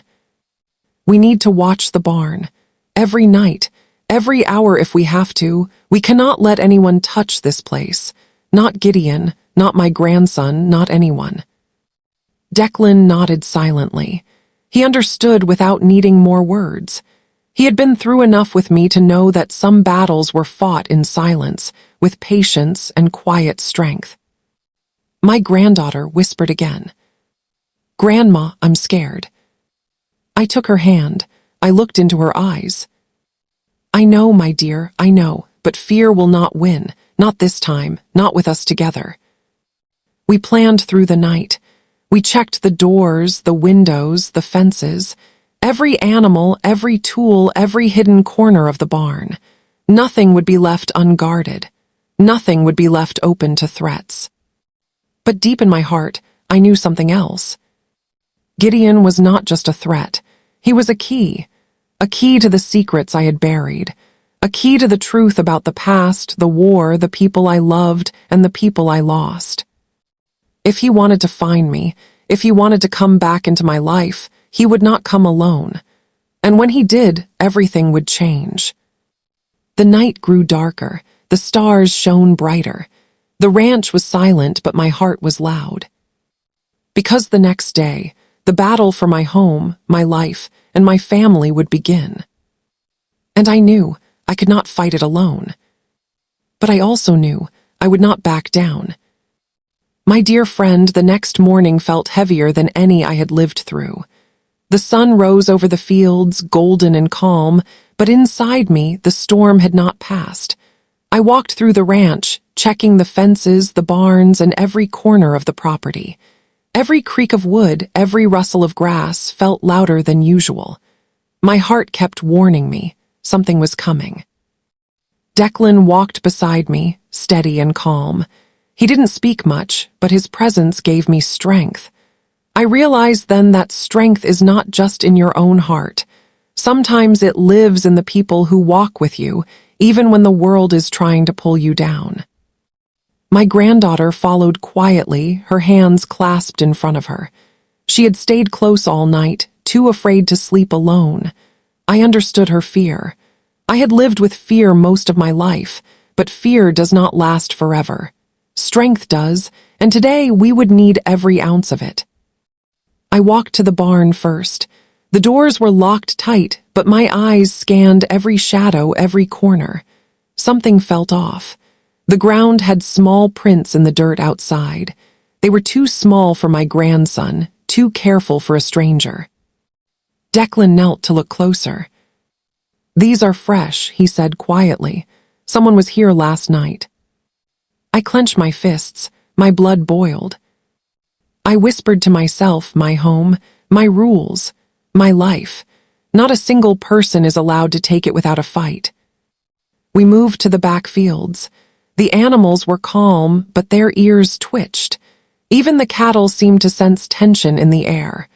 I walked slowly among them, touching each one, counting them, making sure none were harmed. When I returned to the porch, I saw the mail lying on the mat. I picked it up, my hands shaking slightly. There was only one envelope, thick, with no stamp, just my name written in sharp, unfamiliar handwriting. I opened it carefully. Inside was a single piece of paper, a note. It read, "Stop guarding what you cannot protect. Gideon is not alone. He knows everything." My heart stopped. Declan looked over my shoulder. His face went pale. That name again, Gideon. I had hoped the past would not come back. I had hoped he would never appear here. But the words made it clear. He was closer than ever, and someone was helping him. My granddaughter gasped. She had read over my shoulder. "Grandma, what does it mean?" "It means, my dear, that the fight is starting," I said quietly. "The fight for the ranch, the fight for our family, the fight for the truth." She clutched my hand tightly. I held her close, and in that moment I felt the weight of all my years, all my losses, and all my battles, and I realized something powerful. Even after war, even after betrayal, even after decades of pain, I was still standing, still breathing, still capable of protecting what mattered most. Declan spoke quietly, but his words cut through the fear like a knife. We need a plan. I nodded. Yes, a plan. For the barn, for the land, for everything we love. No one will take it from us. Not Gideon, not my grandson, not anyone. And then I looked out across the fields. The sun was higher now, warm on my face, but my eyes stayed sharp. I knew that Gideon would come. I knew the people who followed him would come. I knew the past had returned to challenge everything I had built. But I also knew this. I had survived worse. I had faced storms, lies, and loss. I had endured pain that would have broken younger women. And now I was ready to face what was coming with courage, patience, and wisdom. I whispered to my granddaughter, to Declan, to myself. No matter what comes, we stand together. And as I spoke the words, I felt something I had not felt in years. Hope, real hope. A quiet, steady fire that would not be extinguished. Because the storm was coming. But I was ready. And Gideon, he would soon learn that the woman he once knew was no longer the same. Stronger, wiser, unstoppable. My dear friend, that night, the ranch was alive with tension. Every sound felt louder. Every shadow seemed to move. The wind whispered secrets through the trees, and even the stars looked sharp and cold. I knew Gideon was near. I could feel it in my bones. Declan and I patrolled the barn together, lanterns in hand. My granddaughter stayed close, carrying another small light. We moved slowly, deliberately, listening for every sound, watching every corner. Fear tried to creep in, but I forced it away. I would not let fear rule me anymore. Not tonight, not ever. Hours passed, the night grew darker, and then I heard it. A soft crunch of footsteps, careful but determined. Someone was outside the barn, moving between the fields. I whispered, "Stay calm. Let me handle this." Declan nodded, his eyes scanning the darkness. My heart was pounding, but I stepped forward, slowly, quietly. And then I saw him. Gideon. The same man from my past, older now, sharper, more serious. His eyes were hard, he moved with purpose. But there was something different about him, not just the man I remembered. A weight was on his shoulders, a shadow in his face, and behind him other men. I took a deep breath. Declan whispered, he brought backup. I nodded. It was time. I stepped out of the shadows, lantern held high, my granddaughter behind me, Declan by my side. Gideon froze. Recognition flickered in his eyes, but there was no warmth, only tension. I said clearly, my home, my rules, my life. No one touches it without my permission. Gideon's eyes narrowed. He smiled faintly, but it didn't reach his eyes. I know, he said. I've come back for answers. Answers about the past. About what happened to my brother. About your choices. About the land. About everything. I swallowed hard. My hands tightened around the lantern. Then say your words, I said. No tricks, no lies. He stepped closer. I noticed the men behind him. They carried tools. They carried weapons, but they hesitated. They respected him, or maybe they feared me. I wasn't sure. Gideon spoke again. You think you can protect everything. You think the ranch, the family, and the truth are safe. But the past never leaves. It waits. It watches. It comes back stronger than before. I took a step forward. My voice was steady. I survived the past. I survived the war. I survived the depression. I survived betrayal, lies, and loss. You will not break me. He laughed softly, a low sound that made my blood chill. We'll see, he said. And then something unexpected happened. One of the men behind him stepped forward, not to attack, but to speak. Stop this, he said quietly. He looked at Gideon. You can't force her. You can't scare her. She's stronger than all of us. Gideon froze again. His face tightened. I realized then something very important. Even in the darkest moments, people can choose differently. Loyalty can shift. Fear can fail. Courage can rise. I spoke again. Leave now. Walk away from this. You don't have to fight me. You don't have to take anything. You do not have to drag more people into this. Gideon hesitated. I could see the struggle inside him. Part of him wanted the fight. Part of him remembered what I had been before. Strong, determined, unshakable. I took another step forward. I am not the same woman you knew. I am stronger. I am peaceful. I am powerful. And this ranch, my family, my life, they are mine. Gideon looked at me for a long moment. The men behind him shifted nervously. Then, without another word, he stepped back. Slowly, carefully. I watched him go. His men followed. The night swallowed them, but I did not feel relief yet. I knew the storm was not over, not completely. But I also knew something I had not realized before tonight. Strength is not about revenge. Strength is not about anger. Strength is about standing tall, even when fear surrounds you. Strength is about protecting what matters with heart, with courage, and with peace. I turned to Declan and my granddaughter. We stood together, silent for a moment, watching the fields. The past had returned, the storm had arrived, but I had faced it, and I had not faltered. The ranch was safe for now. And I knew this truth. The woman who survived wars, depression, loss, and betrayal was not done. Not yet. Something inside me burned brighter than ever before. I was ready for whatever came next. My dear friend, the sun rose slowly over the ranch the next morning. The air was crisp, and the fields sparkled with dew. The battle from last night had passed, but the memory of it was still heavy in my chest. My legs were tired, my hands sore, but my heart was full. Full of something I had not felt in decades. I walked slowly through the barn. Everything was as it should be. The animals were calm.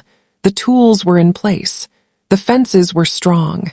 The land, my home, was mine again. Declan followed, silently proud. My granddaughter walked beside me, still holding my hand. Together we had faced fear, betrayal, and the shadows of the past. Together we had won. I realized something important in that quiet moment. Life had given me pain. Life had given me fear. Life had given me betrayal. But it had also given me strength, wisdom, and love that could not be taken away. My granddaughter looked up at me. Her eyes were full of tears, but also hope. "Grandma," she said softly, "I was so scared. But I see now you are unbreakable." I smiled, feeling warmth spread through me. I said, "Yes, my dear. We are unbreakable when we stay together, when we hold on to truth, and when we face fear with courage." Declan stood quietly, watching the sunrise. I realized then that family is not just blood. Family is loyalty, love, and standing together even when the storm is near. I walked to the porch, looking across the fields I had fought so hard to protect. The wind whispered softly through the trees, and I whispered back, "I am here. I survived. I will continue." My dear friend, this chapter of my life ended not with revenge, not with anger, but with peace. The ranch was safe. My family was stronger, and the secrets of the past, though heavy, no longer controlled me. I looked at my granddaughter and Declan and said, "Remember this. Life will always test you. People will try to take what is yours, but the strength inside you, the strength you don't always see, that is your true power. Protect it, cherish it, and use it wisely." The sun rose higher and the warmth filled my soul. I felt the years of struggle fade, replaced by a quiet joy. The storms of the past had shaped me, but they did not define me. I was more than my pain. I was more than my losses. I was strong, peaceful, and powerful. And as I stood there, feeling the wind on my face and the earth beneath my feet, I knew the truth. The woman I had become was a victory in itself. The lessons I learned were clear. Fear is temporary. Strength comes from love and courage. The past shapes you, but it does not control you. Peace is the most powerful weapon of all. I whispered to myself and to anyone listening, never forget who you are. Stand tall, protect what matters, love deeply, and face every storm with grace. My dear friend, this story may end here, but life is full of chapters. And the next one, though unknown, will be met with the same courage and wisdom I have gained. Thank you for listening. And if you are watching this, I want you to do something simple. Like this story, comment where you are watching from, subscribe, and turn on notifications. Because life is full of lessons, and the next story will teach even more. But for now, we have one. My dear friend, sometimes life sneaks up behind you when you think the worst is over. The ranch was quiet that morning, the sun golden across the fields, but I felt a weight pressing down on my chest. It was not the weight of the past, but a warning. The past never truly leaves. I walked slowly among the cattle, checking fences and gates, but my mind was elsewhere. Gideon's name lingered like smoke in my memory. He had come too close, too fast, and the danger he carried had not vanished. Declan was beside me, quiet as always, but I knew he felt it too. "Grandma," my granddaughter whispered, coming to stand near me. "What if he comes back? What if he tries again?" I looked at her, into her young, fearful eyes. I saw the same questions I had once carried at her age, questions about safety, about family, about the meaning of courage. "I won't let him," I said softly but firmly. "And neither should you. Fear cannot guide our choices. Strength does, wisdom does, love does." The wind rustled the trees, carrying whispers of old secrets. Memories of my brother, of the war, of every betrayal I had survived rose up. The ranch had been my sanctuary, my proof that life could endure, but now, every shadow seemed to hold a threat. I realized that protecting the land was only part of protecting life itself. That afternoon, I received a visitor I did not expect. A woman arrived on the dusty path leading to the ranch. She was older, but her eyes burned with intensity. She introduced herself as Marable, a historian who had researched families and events from our town's dark years. She said she had information about Gideon, about my brother, and about the secrets the sheriff had tried to bury for decades. I invited her inside, wary but curious. Declan stayed close, ever watchful. My granddaughter followed, wide-eyed and silent. Marable's voice was steady, even as she spoke of lies, betrayals, and the events that had shaped our family. She told us that Gideon had been part of a group feared for decades, but also misunderstood. She revealed letters, old documents, and photographs, proof that the sheriff's actions had been influenced by fear, not truth. My heart ached as I saw the layers of misunderstanding. My brother, Gideon, my mother, all victims of fear and secrecy. And yet there was hope hidden among the truths. My family had survived. I had survived. That night I sat on the porch, looking out at the fields. Declan brought a lantern, and my granddaughter curled close to me. I realized then that the strength we carried was not just in fighting battles. It was in surviving them, in learning from them, and in protecting the ones we loved without hatred. "Grandma," my granddaughter whispered, "what will we do if he comes back?" I smiled, a quiet, determined smile. "Then we stand. We face him not with anger but with courage. We show that love, wisdom, and strength are more powerful than fear." And as the night stretched on, I felt a peace settle over the ranch. A peace that came not from the absence of danger, but from knowing that whatever shadows returned, we were ready, together. The past was not gone. The threats were not gone.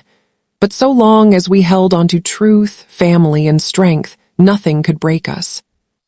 I whispered to the wind, to the stars, to anyone listening. Life will test you. People will try to control you. But courage, love, and resilience will always carry you through. And somewhere in the distance, I knew Gideon's shadow was watching, waiting, planning. But for the first time in decades, I was not afraid. I was ready. My dear friend, the morning air on the ranch felt heavy with silence. Too heavy. Even the cattle moved slower, as if they knew something was coming. The events of last night lingered like a shadow over the fields. Gideon's name still echoed in my mind, and I could feel that he was not done. I walked slowly toward the barn, checking every corner, every lock.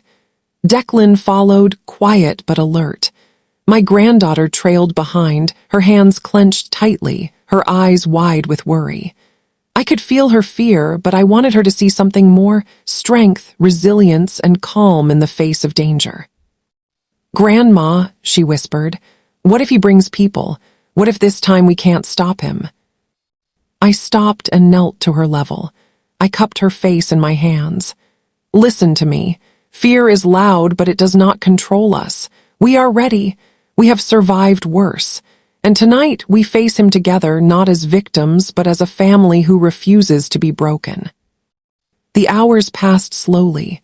The sun sank lower, casting long shadows across the ranch. I could feel eyes on us, watching, waiting.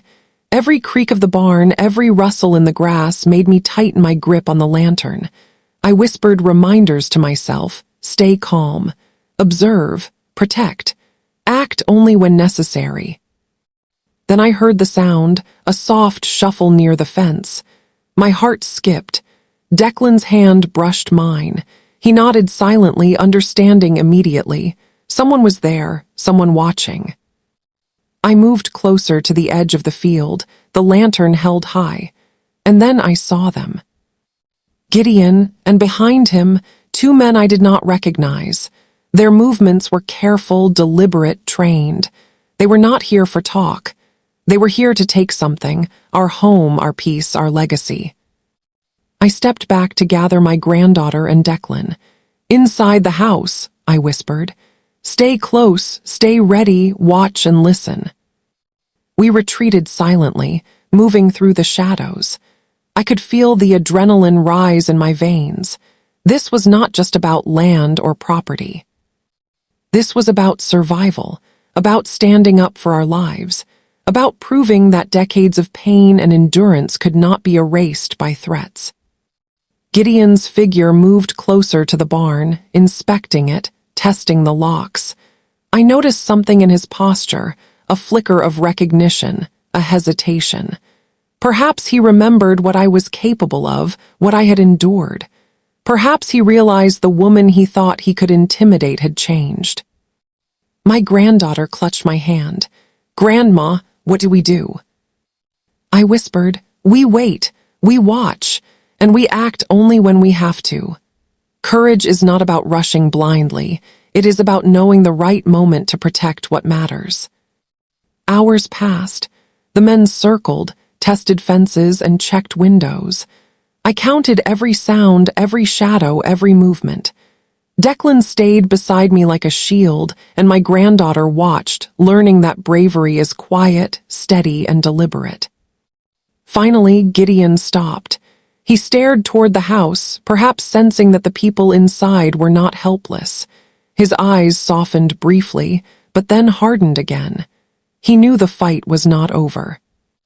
I whispered to myself, to the night, to anyone who might be listening: you may bring fear, you may bring threats, but we bring courage, wisdom, and resilience, and that is stronger than any shadow from the past. The night deepened. Gideon left the barn, disappearing into the darkness with his men, but I knew the danger had only paused, not vanished. I turned to my granddaughter and Declan. "Tonight," I said, "we have survived, but tomorrow we prepare, we strengthen, and we protect everything we love together." My dear friend, in that moment, I felt the truth of a life fully lived. The storms may return. Shadows may chase us, but strength, love, and courage will always endure. And I knew, deep in my bones, that the coming days would test us in ways even I could not yet imagine. But for now, the ranch was ours, and that was enough to keep hope alive. My dear friend, the morning arrived with a calm I did not trust. The ranch was quiet, but the memory of Gideon's shadow lingered like a storm cloud on the horizon. Even the wind seemed to hold its breath, as if waiting to see what would happen next. I walked through the fields, checking fences, inspecting gates, and listening to every sound. Declan followed silently, and my granddaughter trailed behind, her eyes wide but determined. There was tension in the air, but there was also a quiet strength, a knowledge that we were ready for whatever came. Suddenly, a letter appeared at the door. No stamp, no signature, only my name written in hurried handwriting. My hands trembled as I opened it. The note was short but powerful. The truth you seek is closer than you think. Watch the old barn tonight. I felt a shiver run down my spine. Declan looked over my shoulder, his eyes narrowing. My granddaughter gasped softly. I knew immediately that this was not a warning, it was an invitation, and I had to accept it. That evening, we moved quietly toward the old barn. Shadows stretched across the fields, and the moonlight reflected off the dew, making everything shimmer with a strange silver glow. Declan held the lantern, and I could see determination in his face. My granddaughter's hand was tight in mine, a silent promise of courage. Inside the barn, we found Gideon, but he was not alone. He knelt beside an old chest, covered in dust and chains. His eyes were fixed on something hidden inside. I stepped closer, my heart racing. "What is this?" I demanded. Gideon looked up, surprised, but there was no anger in his eyes. Instead, there was something I had not seen before, a flicker of respect, maybe even fear.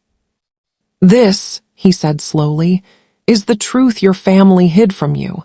The letters, the documents, everything your mother and my brother tried to protect." I stepped closer to the chest. Declan moved beside me.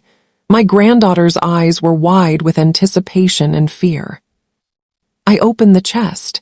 Inside were papers, photographs, and letters, secrets of the past decades, names I recognized, events I had only heard whispers about. The letters revealed the truth about Gideon's past, my family, and the sheriff's actions. The truth was more complicated than I could have imagined. Fear, loyalty, betrayal, love, it was all tangled together. I realized then something profound. The past was not an enemy. The past was a teacher. And the mistakes, the secrets, and the pain had all shaped me into the woman I had become. Gideon stepped back. "You have survived more than anyone should. You are strong, stronger than I ever realized." I felt a quiet fire ignite inside me. "Strength," I said, "is not about revenge. It is about surviving, learning, and protecting what matters." He nodded. For the first time, there was no threat in his eyes, only acknowledgement. My granddaughter whispered, "Grandma, I think we understand now. The secrets, the pain, it made you this strong." I smiled, feeling a warmth I had not felt in years. "Yes, my dear, and now we will face the future with that strength, together." That night, as we left the barn, the moonlight fell across the fields like a promise. The shadows of the past had been confronted. The secrets had been uncovered. And for the first time in decades, I felt truly free. But deep inside, I knew one thing: life would always test us. People would always challenge us. And shadows from the past would always find a way to return. Yet I was ready, strong, peaceful, and powerful. And I knew that nothing, no fear, no betrayal, no secret, could take that away. My dear friend, the morning light spilled across the ranch, golden and warm, as if celebrating the battles we had survived. The past, with all its shadows, secrets, and fears, had finally met the strength I had built over a lifetime. And today I felt something I had not felt in decades: peace. The night before, we had uncovered Gideon's secrets. The chest, the letters, the photographs, they revealed a past I had only glimpsed in whispers. And yet, facing the truth had made me stronger. I realized then that life's challenges were not meant to destroy us.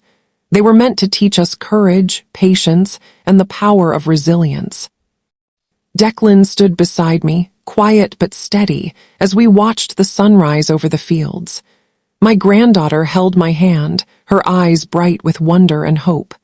Together, we were a family not just of blood, but of loyalty, love, and courage.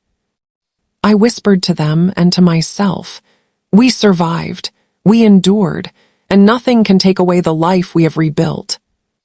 The ranch was more than land. It was memories, stories, and love. It was the proof that life can endure even the darkest storms.